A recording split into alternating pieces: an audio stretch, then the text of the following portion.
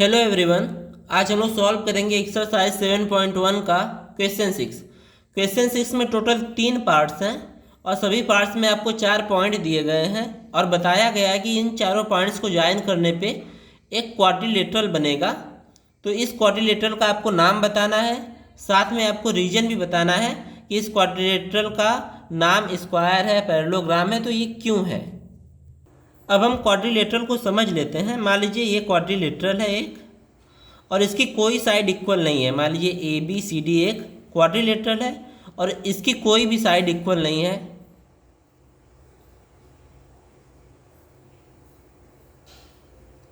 तो ये क्या होगा? ये जनरल क्वाड्रिलेटरल होगा, इसका कोई स्पेसिफिक नाम नहीं है। लेकिन अगर इसकी अपोजिट साइड इक्वल हो जाती हैं, मान लीजिए ये ए बी सी डी, ये भी क्वाड्रिलेटरल है, लेकिन अगर ए बी सी डी के इक्वल है और ए डी जो है वो बी सी के इक्वल है, यानी अपोजिट साइड्स आपस में क्या है? बराबर हैं। अगर A B equals to C D है और A D equals to B C है, तब ये क्या हो सकता है? या तो ये रेक्टेंगल होगा या फिर ये क्या हो सकता है? पैरेललोग्राम हो सकता है, क्योंकि दोनों की अपोजिट साइड्स क्या होती हैं? इक्वल होती हैं। इसके अलावा अगर चारों साइड बराबर हो गए, A B equals to B C equals to C D equals to D A, तब ये क्या हो जाएगा? या तो ये स्क्वायर होगा या फिर ये क्या हो जाएगा? रोम्बस हो जाएगा। तो स्क्वायर और रोम्बस या फिर रेक्टेंगल और पैरेललोग्राम को कैसे चेक करेंगे? रेक्टेंगल कब होगा? जब इसके डायगोनल्स भी इक्वल होंगे, यानी अगर ए सी इक्वल्स टू बी डी आ रहा है तब ये क्या होगा? रेक्टेंगल होगा।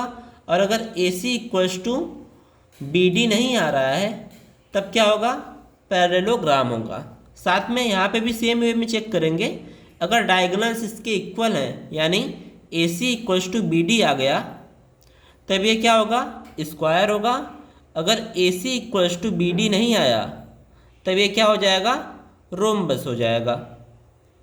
अब आते हैं इसके फर्स्ट पार्ट पे। तो सबसे पहले पॉइंट को नाम दे देंगे। जो पहला पॉइंट है उसको ए लिख देंगे, जो दूसरा पॉइंट है उसे बी, जो तीसरा पॉइंट है उसे सी और जो चौथा पॉइंट है उसको डी लिख देंगे। तो फार्मूला लिख देंगे डिस्टेंस का, क्योंकि हमको साइड पता करना है। ऐसा कुछ क्वाड्रिलेटरल बनेगा आपका ए बी सी डी। तो हमें ए बी फाइंड करना है, बी सी फाइंड करना है, सी डी और डी ए, चारों साइड्स इसकी फाइंड करेंगे पहले। तो सबसे पहले हम लोग ए बी फाइंड करेंगे। तो डिस्टेंस के लिए फार्मूला क्या होता है? x2 माइनस x1 का whole square plus y2 minus y1 का होल स्क्वायर। तो यहाँ पे इसको इसको x2 मानेंगे, इसको x1 मानेंगे, इसको y2 मानेंगे और इसको y1 मानेंगे और यहाँ पे वैल्यू पुट कर देंगे। तो x2 की वैल्यू कितनी है? 1, फिर माइनस लगाएंगे। उसके बाद x1 की वैल्यू कितनी है? -1 और इसका होल स्क्वायर प्लस y2 की वैल्यू कितनी है? 0 और y1 की वैल्यू कितनी है? -2। तो 0 माइनस -2 हो जाएगा। तो यहाँ पे माइनस माइनस प्लस, तो 1 + 1 का होल स्क्वायर हो जाएगा प्लस यहाँ पे देखिए माइनस माइनस प्लस हो जाएगा, यानी 2 का स्क्वायर। तो 1 + 1 2, 2 का स्क्वायर 4 प्लस 2 का स्क्वायर 4, यानी स्क्वायर रूट ऑफ 8 आ जाएगा। उसके बाद हम लोग बी सी निकालेंगे। तो सेम वे में यहाँ पे इसको x2 मानेंगे, इसको x1 मानेंगे, तो -1 हो जाएगा। और यहाँ पे इसको y2 मानेंगे और इसको y1, तो यहाँ पे क्या हो जाएगा? 2 - 0। तो स्क्वायर करने पे देखिए यहाँ पे -1 -2 आएगा और स्क्वायर करने पे +4 आ जाएगा और यहाँ पे 2 का स्क्वायर कितना हो जाएगा? 4।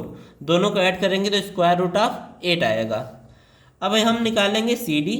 तो यहाँ पे देखिए -3 माइनस माइनस प्लस हो जाएगा 1, इसका स्क्वायर, और 0 - 2 का स्क्वायर करेंगे तो क्या हो जाएगा? -2 का स्क्वायर, और स्क्वायर करने पे पॉजिटिव हो जाएगा, यानी 4 + 4, इसकी भी वैल्यू कितनी आएगी? 8 आएगी। ऐसे ही हम लोग सेम वे में डी ए निकालेंगे।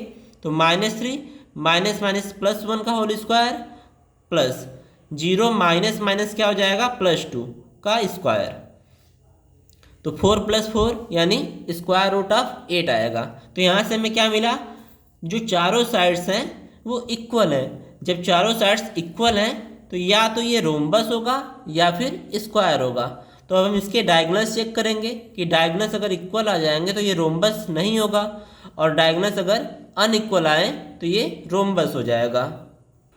अब हम इसके डायगोनल्स निकाल लेंगे तो AC की वैल्यू क्या आ जाएगी, देखिए -1 -1 हो जाएगा, तो माइनस माइनस प्लस हो जाएगा, तो ये पूरा 0 हो जाएगा, और इसका स्क्वायर भी कितना होगा 0। और यहाँ पे देखिए 2 माइनस ब्रैकेट में है -2, तो माइनस माइनस क्या होगा +2, और 2 + 2 4, और 4 का स्क्वायर कितना होगा 16, और 16 का स्क्वायर रूट कितना होता है 4 होता है। अब हम निकालेंगे BD, तो -3 -1 कितना हो जाएगा -4 का स्क्वायर, और यहाँ पे 0 - 0 क्या हो जाएगा 0 हो जाएगा, तो यहाँ पे भी स्क्वायर रूट ऑफ 16 आएगा, यानी ये भी 4 आएगा। तो यहाँ से हमें क्या मिला, जो डायगोनल है यानी AC और BD वो भी आपस में बराबर है। जब चारों साइड्स भी इक्वल हैं और डायगोनल्स भी इक्वल हैं तो ये क्या हो जाएगा स्क्वायर हो जाएगा। तो यहाँ पे लिख देंगे since sides and diagonals of quadrilateral ABCD are equal, therefore quadrilateral is a square. अब आते हैं इसके सेकेंड पार्ट पे, तो यहाँ पे भी पॉइंट को क्या नाम दे देंगे ABCD। अब हम निकालेंगे AB, तो यहाँ पे क्या हो जाएगा x2 - x1, तो 3 - 3, यहाँ पे -3 है तो माइनस लगाएंगे तो क्या हो जाएगा +3, तो 3 + 3 हो जाएगा यहाँ पे, तो 6 का स्क्वायर करने पे कितना आएगा 36। और यहाँ पे देखिए y2 - y1 यानी 1 - 5, तो 1 - 5 करेंगे तो कितना आएगा -4, और -4 का स्क्वायर करने पे आ जाएगा 16, तो ये क्या आएगा स्क्वायर रूट ऑफ 52, और 52 को क्या लिख सकते हैं 4 × 13, तो 4 का स्क्वायर रूट कितना होता है 2, तो 4 को बाहर लाएंगे तो 2 हो जाएगा, और स्क्वायर रूट के अंदर क्या बचेगा 13, यानी AB की वैल्यू कितनी आएगी 2 √ 13। अब हम निकालेंगे BC, तो यहाँ पे ध्यान दीजिए x2 - x1 करेंगे तो 0 - 3 हो जाएगा, तो 0 - 3 का स्क्वायर प्लस y2 - y1 करेंगे तो 3 - 1, तो यहाँ पे क्या होगा 3 - 1 का स्क्वायर, तो -3 का स्क्वायर करने पे कितना आएगा 9, और 3 - 1 करेंगे तो 2, और 2 का स्क्वायर कितना होता है 4, तो 9 + 4 करने पे कितना आएगा 13, यानी BC की वैल्यू कितनी आ गई स्क्वायर रूट ऑफ 13। ऐसे ही हम लोग CD निकालेंगे, तो यहाँ पे देखिए x2 - x1 करेंगे तो -1 - 0 हो जाएगा, और y2 - y1 करेंगे तो -4 - 3 हो जाएगा, तो इसको सॉल्व करेंगे तो -1 का स्क्वायर +1 होगा, और -4 - 3 करने पे -7 आएगा, और -7 का स्क्वायर कितना होगा 49, तो 1 + 49 का मतलब क्या हुआ स्क्वायर रूट ऑफ 50। इसको हम लोग लिख सकते हैं 25 × 2, और 25 का स्क्वायर रूट कितना होता है 5, तो ये बाहर चला आएगा, और अंडर रूट में क्या बचेगा 2, यानी CD की वैल्यू कितनी आई 5 √ 2। अब हम DA निकालेंगे, तो यहाँ पे ध्यान दीजिए x2 - x1 करेंगे तो -1 - -3, तो माइनस माइनस क्या हो जाएगा +3, और 3 - 1 करेंगे तो 2 आएगा, और 2 का स्क्वायर कितना होता है 4। ऐसे ही y2 - y1 करेंगे तो -4 - 5 हो जाएगा, और ये दोनों की साइन सेम है तो ये ऐड हो जाएंगे, और -9 का स्क्वायर हो जाएगा, तो यहाँ पे इसका स्क्वायर करने पे क्या आ जाएगा 4, और इसका स्क्वायर करने पे 81, तो DA की वैल्यू क्या आ जाएगी स्क्वायर रूट ऑफ 85। अब ध्यान देंगे AB की वैल्यू है 2 स्क्वायर रूट 13, BC की वैल्यू है √13, और CD की वैल्यू है 5 √ 2, और DA की वैल्यू कितनी है स्क्वायर रूट ऑफ 85, यानी चारों में से कोई भी साइड आपस में बराबर नहीं है, तो इसको लिख देंगे this implies AB is not equal to BC is not equal to CD is not equal to DA। तो कोई भी साइड जब इक्वल नहीं है तो क्या हो जाएगा ये जनरल क्वाड्रिलेटरल हो जाएगा, और इसका कोई स्पेसिफिक नाम नहीं होगा। अब आते हैं इसके लास्ट पार्ट पे, तो यहाँ पे भी वही नाम लिख लेंगे सबसे पहले, उसके बाद AB के लिए क्या हो जाएगा x2 - x1 यानी 7 - 4 का स्क्वायर प्लस y2 - y1 यानी 6 - 5 का स्क्वायर, तो 6 - 5 1 का स्क्वायर कितना होगा 1 होगा, 7 - 4 3, और 3 का स्क्वायर करने पे आएगा 9, तो 9 + 1 कितना हो जाएगा √10। अब हम BC निकालेंगे, तो यहाँ पे x2 माइनस x1 करेंगे तो 4 माइनस 7 का स्क्वायर होगा, और y2 माइनस y1 करेंगे तो 3 माइनस 6 का स्क्वायर। 4 माइनस 7 कितना होगा, -3, और स्क्वायर करेंगे तो +9 आएगा। 3 माइनस 6 करने पे कितना आएगा, -3, और -3 का स्क्वायर कितना हो जाएगा, +9।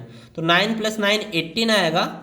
इसको हम लोग लिखेंगे 9 × 2। 9 का स्क्वायर रूट कितना होता है, 3, तो ये बाहर चला आएगा, और अंडर रूट में क्या बचेगा, 2।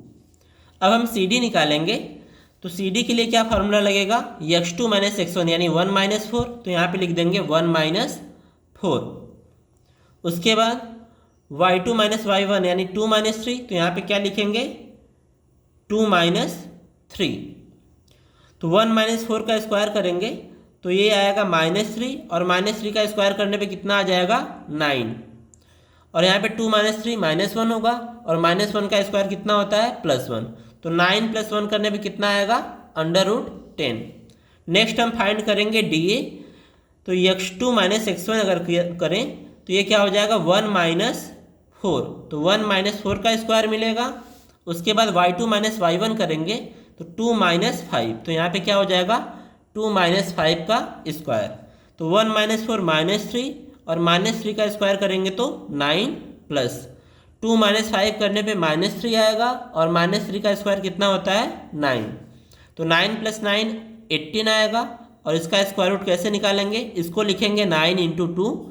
9 का स्क्वायर रूट होता है 3, और अंडर रूट में क्या बच जाएगा, 2। अब यहाँ पे ध्यान दीजिए, जो AB है उसकी वैल्यू है √10, और जो CD है उसकी भी वैल्यू कितनी है, √10। तो यहाँ से हमें क्या मिला, AB = CD। साथ में जो BC है उसकी वैल्यू कितनी है, 3√2, और जो DA है उसकी भी वैल्यू कितनी है, 3√2। तो यहाँ पे BC = मिल जाएगा DA, यानी अपोजिट साइड्स इक्वल हैं।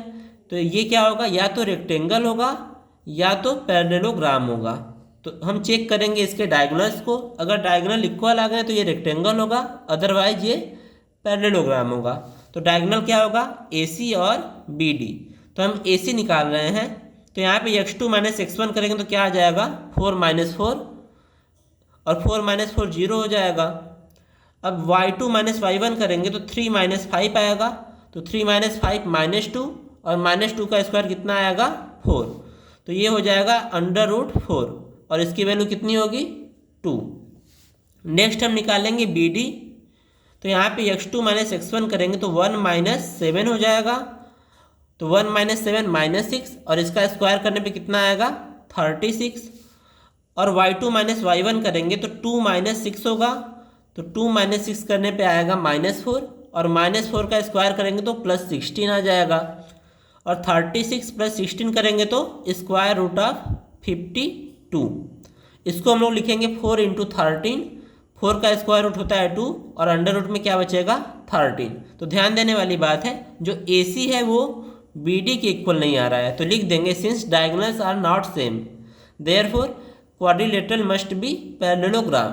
क्योंकि अपोजिट साइड्स इक्वल हैं, डायगोनल सेम नहीं है, तो ये क्या होगा, पैरेललोग्राम होगा।